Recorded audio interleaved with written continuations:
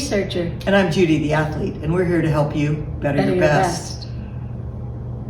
I hear a lot, which actually means people are out there paying attention, but I hear a lot of people say, I need, that word, right? But I need to focus on the process. My mental program is that I need to focus on the process. And there's something about that feels not enough, or not like that there's something more than just focusing on the process. I would agree, Judy. And when we say focus on the process, I think at least to me, it implies more thinking about the process. Okay, there's where my focus of attention is going to be.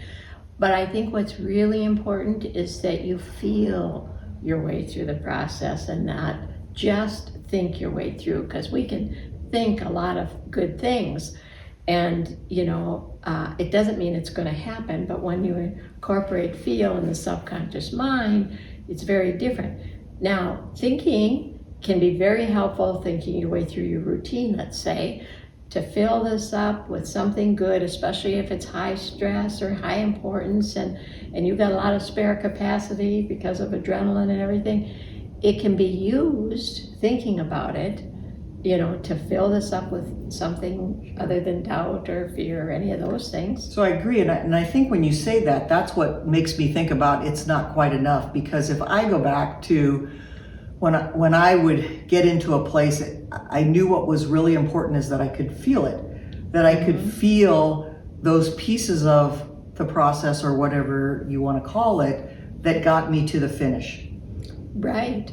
To the finish is a key point that you just said, because, lots of times we think the process ends when we start motion.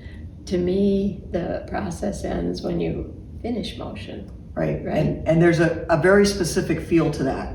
Yes. And it's important that you feel it all the way through to that, right?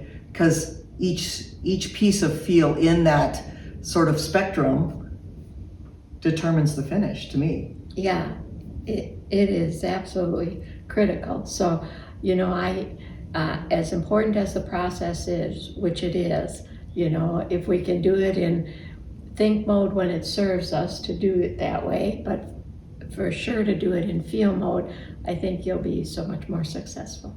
And I think what I've observed is it's easier to be in think mode with words for most people, or at least as a first step. And it's a little bit harder to feel. People think about feel. Correct. Well, let me think about how it's going to feel. And to get people to say, no, it doesn't have to do with think. It's simply feel. Feel, taking in information. So, your hands, where are your hands? Every step, if you're walking, you feel the ground underneath you. You feel, connection. That's exactly right. So there's lots of things in that process that we certainly can feel, and we already are. It's just whether we're paying attention to what's coming in or what we're doing. But what I hear you saying is that feel takes some practice. Yes, it does. And to be accountable to feel is what helps you get there. Right. Did you feel it or not? Well, I don't know. Then you weren't in there and you didn't feel it. So when you're accountable to it and you can say, yes, I felt it from the start to the finish, that's gold.